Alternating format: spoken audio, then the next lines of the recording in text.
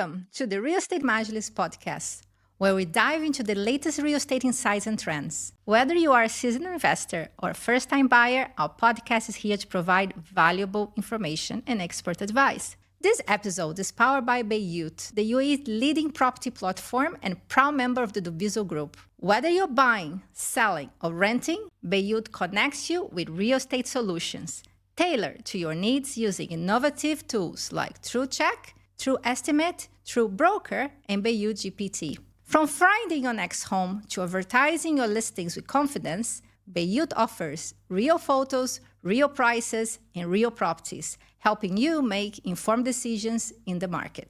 Welcome to Real Estate Majlis. We have with us today Mr. Matthew Gregory, who is the Director of Strategy in Dubizzle. Welcome to Real Estate Majlis. Thank you very much. Welcome. Pleasure to be here. Yes. Thank you. I have with me today the co-host Cecilia. We've been running this show for a while and glad to have you with us today. No, thank you. And maybe jump straight to the questions. Absolutely. Dubizzle, we're known in the domain of real estate.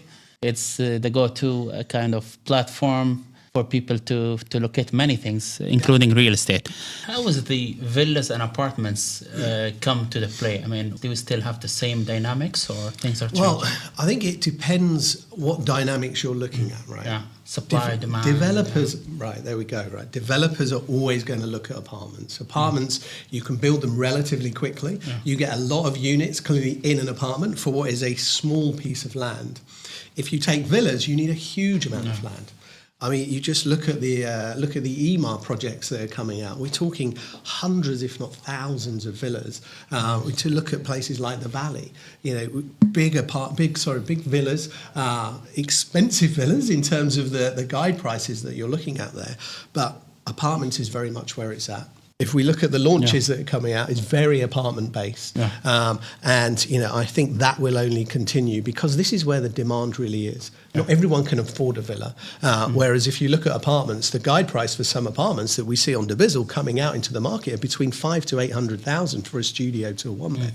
So huge opportunity there for investors and end users to get on the property ladder without having to go into what might be seven figures for a unit. Yeah. You touch a little bit on affordability, right? And now people have a little bit more freedom. And as the search engine improves how people operate in terms of search, before was quite, you have to select a few fields where now people have the ability to type free text. And, you know, you still feel people's priorities price or people looking for lifestyle, community? It depends who you're looking at. If you're a renter, so if you're looking to lease an apartment, it comes down to your budget. If it comes down to your budget, then maybe Dubai Marina might be out of your budget because, again, it comes down to supply. There's limited or not limited supply, lots of supply, but actually what people can afford is maybe limited because, again, you know, you're looking at 100 plus just for a one bed. So therefore, people need to move out. People need to look at actually location and affordability. Lifestyle, I think, comes into it depending on how you're positioned in terms of the lifestyle that you want to lead. Lots of people like to live by the ocean, by the marina, and they're prepared to pay a premium for that, which is really what you're paying now. Yeah. So if actually you're not too worried about how far you live in, and actually it's about affordability and that location, right? Because a lot of it comes down to commuting as well. You know, people are looking to live relatively close to work. The traffic at the moment is crazy. No doubt you guys have seen that over the past, even what I feel is of the past few months since coming back after the summer.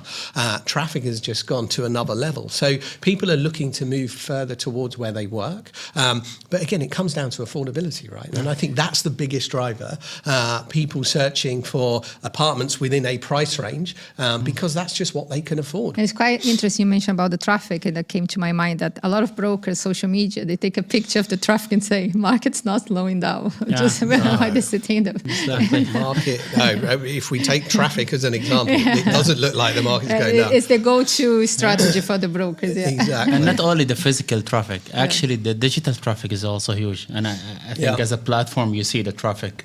People looking to buy, people looking to sell, people looking to rent.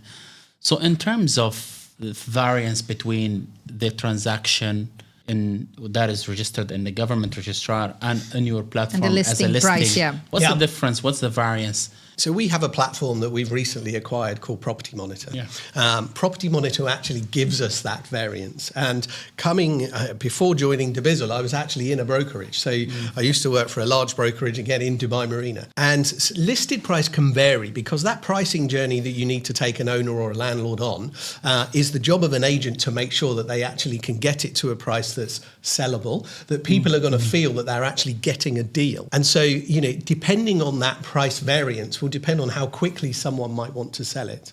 And we used to call it the pricing journey, right? You take somebody on that pricing journey in order to make sure that from an end user perspective, it's something that actually matches what they want, which matches other units within that particular building or that particular area. So pricing can vary massively. In terms of overall transactions, anywhere between 5 to 10% can be seen. But again, it depends on the nature of that seller or that landlord and how quickly they may want to lease or sell that unit. So price is one of those things that actually is the crucial part of any listing, to have it well priced, to know what has actually been sold, so that when you are listing that property, you're able to put it at a price that's respective of the people that are likely to be looking. Because if it is 5, 10, 15% over what might be deemed as market price, chances of you getting those leads very quickly and selling it quickly is unlikely. And from a broker perspective, they want to work on units that they can sell that are well priced, that they can transact very quickly.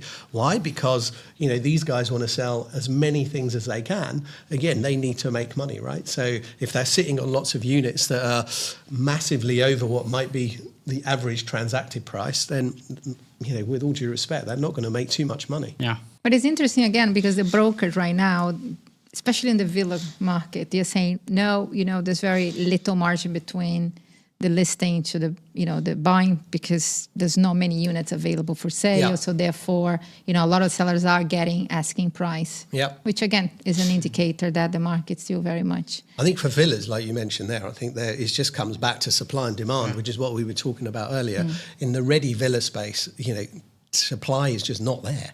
And so people can command a high price for that. And, some people feel that they can command an even higher price for that. Some people feel that putting a new bathroom in and a floor is an actual renovation. You and I may know that that's probably not a full renovation. So, those sorts of things really give people the opportunity to increase that price and see what market appetite there is for someone coming in to buy it. I think if we look at places like Emirates Living, Meadows Springs and Emirates Hills, but if we look at those two areas, the price there has just shot up since COVID, and you're paying how much, about 5 million dirhams for a 3-bed, arguably a terrace house, right? So that's £1 million in my money. So that's an awful lot, but people are paying it, right? And people are trying. This is the new market rate for something, a villa community that is seen as quite close to to where it's happening. We talked a lot about prices and up and down in the sales market, but a lot of people in Dubai are tenants, right? Are we stabilizing? Are we still going up? Where do you see a rental market? I think at the moment there's nothing to suggest it's likely to stabilise, if we want to call it that.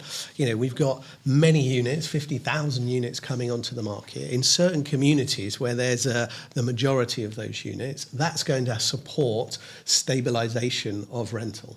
Now let's take JVC. JVC still has plenty of units to deliver over the next 1 to 2 years. In certain areas within JVC, that's likely to support stabilisation of rental prices. But if we look again at, say, villa communities, those villa communities are communities in themselves. They're new to market, whereas existing villa communities are very difficult to get new stock.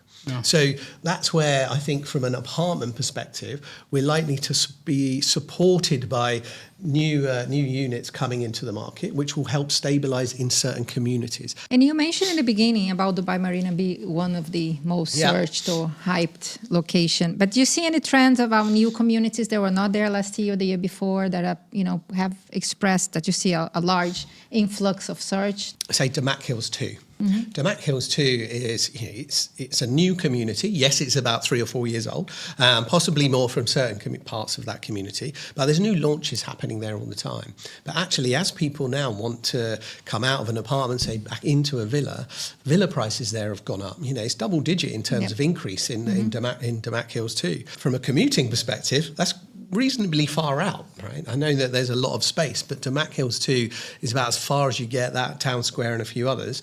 And it comes back to things like infrastructure to be able to make sure that as that community expands, we've already touched on it, things like traffic, people being able to get out of their communities to be able to get to work. I know that the RTA is doing lots of work in order to ensure that for places like Town Square, even JVC, they're now building, flyovers in order to increase the number of entrants and exits. But the main communities, and we take Dubai Marina, if a tower goes up in Dubai Marina, it gets sold out very, very quickly. Yeah. Why?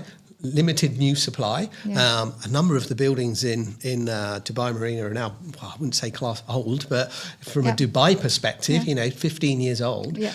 So new stock is always a massive premium. But where we have other places like Al Fajan, Al Fajan is another community whereby we're seeing lots of interest for both villas and apartments. It's not too far out the city, and you're getting lots of new stock there. So Al Fajan is something that's also on our radar in terms of searches and that demand piece. Dubizzle as a marketplace, in the beginning of times, where regulations were not in place, people list everything, anyone, and a lot of the time the listings were fake and people got frustrated. Now there's quite a lot of regulations on who can advertise, how can advertise. Can you talk a little bit about, from a consumer perspective, what does the platform now offers from safeguarding that the listing is compliant, that is genuine? Yeah, absolutely. I think that one of the things that we do as a group, so Dubizzle Group, the property platform that we have, is we work very closely with the DLD.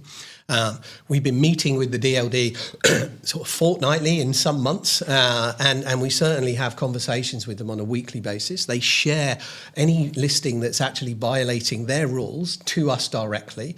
And now as a portal and as a group, we have the lowest violations for anybody.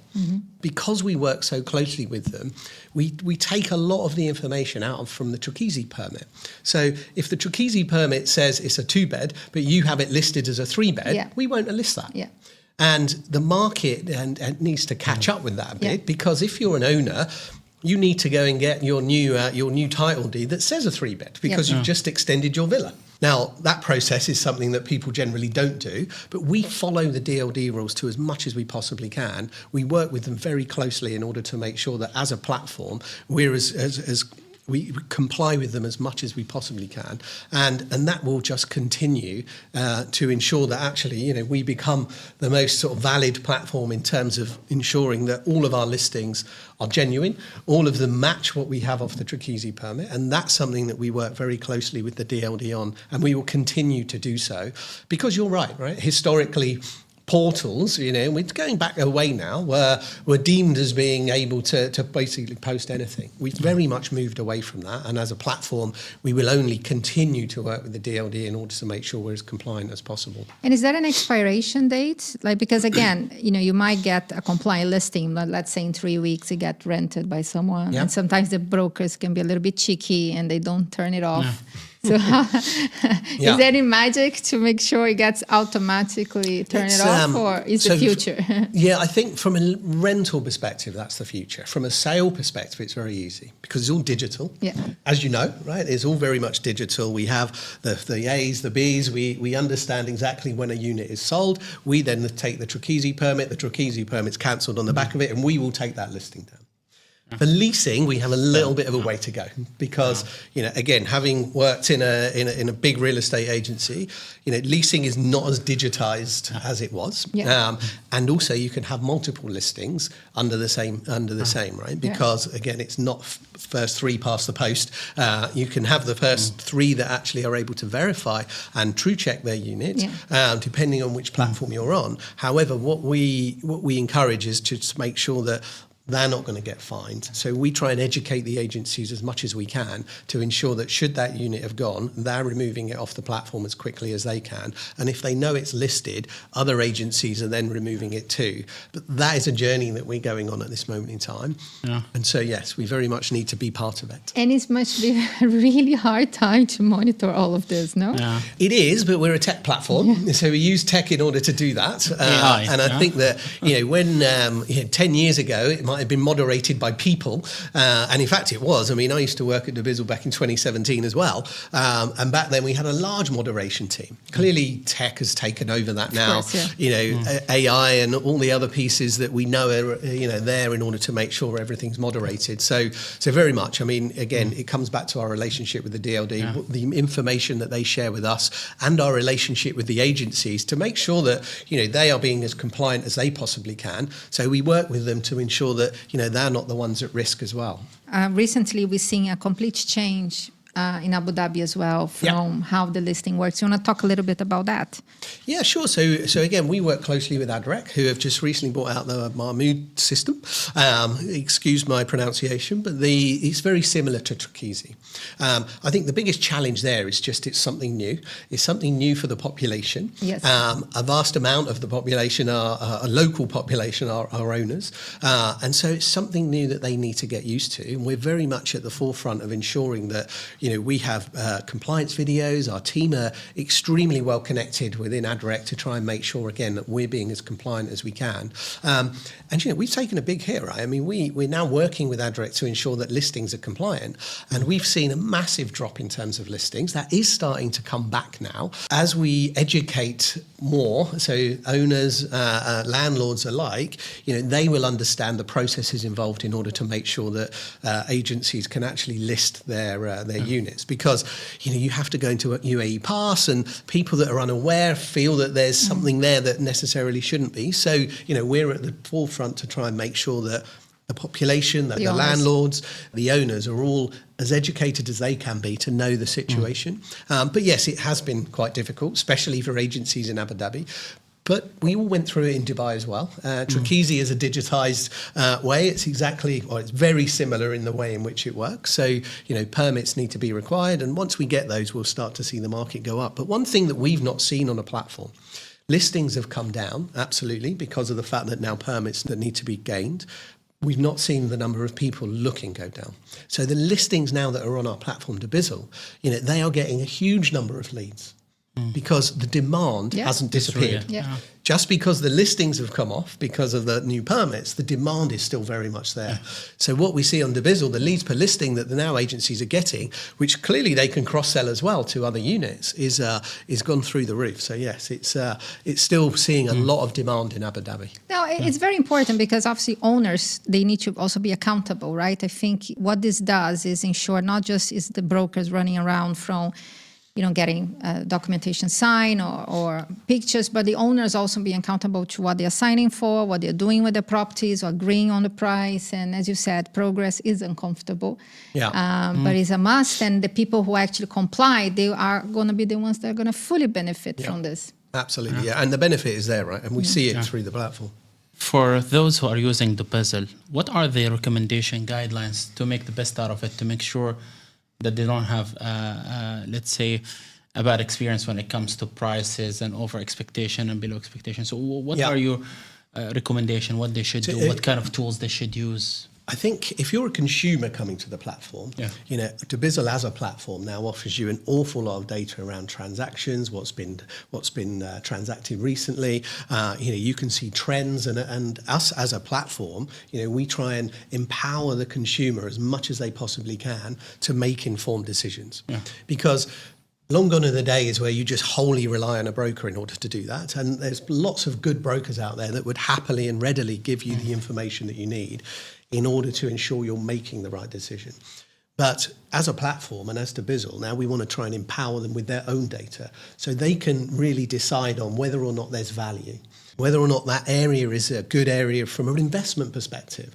Right. And so giving them the empowerment to make that decision, to do their research, to really understand what is actually going to be a good investment for them, or what's going to be a long-term investment that they may want to live in as an end user, because, the market is going in that way where people will make, hopefully capital appreciation on what they buy. So, the opportunity there now is supply data, give them data, put data on the website so that they can make that informed decision, so that they don't go into it blind, and they can then look and search on the platform for exactly what they want, and be led by their own data, their own intuition, their own opportunity to see what's right, and then get a good broker working with them in order to make sure that they can actually secure that unit. Yeah, I've seen it myself. I was looking at one of the listings, and then your platform offered, without me asking, these are the transactions that happened with the date and stuff, which is great. I think that increases trust and credibility. Absolutely. And I think that, that's something that's been not too, it's been fairly recent in terms of the data that people can offer. We're talking a few years since data started becoming readily available. Otherwise, again, it was a reliance on a broker. And clearly that, it's down to making sure you get that good one to ensure that you can then hopefully pass through with the right transaction. And it's the biggest purchase anyone's likely to make. No, absolutely. So you need to make sure you're well informed. And my final question is, I want a little cheating here for brokers. How can they get on top of the platform? Is there anything they can write? Because obviously you get your permits, but then there is the presentation. Algorithms. Yeah, so presenting the property in the best light. What are the mistakes they are doing, or what could they do better that you think you could help them get to the top? Because there is the fight for the top, right? There's a fight for the top, and I think that's something that it's been there ever since Paul's came about, right? The fight for the top, those top three slots. I think what the broker can do, because it's up to the brokerage, the actual agency itself, to invest in that listing in order to ensure it's at the top. But that's a commercial opportunity. Yeah. From a broker perspective, they need to just make sure their listing stands out. Good quality, nice title, making sure that there's a lot of description within the actual property itself, being as honest as you can around making sure that it's well described about what it actually is. And then it comes down to ensuring that you've just got the best one, right? If we look at us from a rental perspective, there could be 10 people listing their unit. You want to make sure that you're standing out from the crowd. Lastly, it comes down to price. Making sure that you talk to that landlord about the best price, and ensuring that hopefully once you've spoke to the landlord, you can get your listing on there first. Because if your listing's on there first, you'll make sure that you're getting those leads. And I'm going to make a request here for the Dubizzle official request. Can you please make sure the brokers are not allowed to put abbreviation of things? Because, God, it's so hard to understand what they're trying to say in this little VOT and this and that. So the buyers don't understand. Vacant on transfer, that's from an investor point of view, vacant on transfer is crucial because,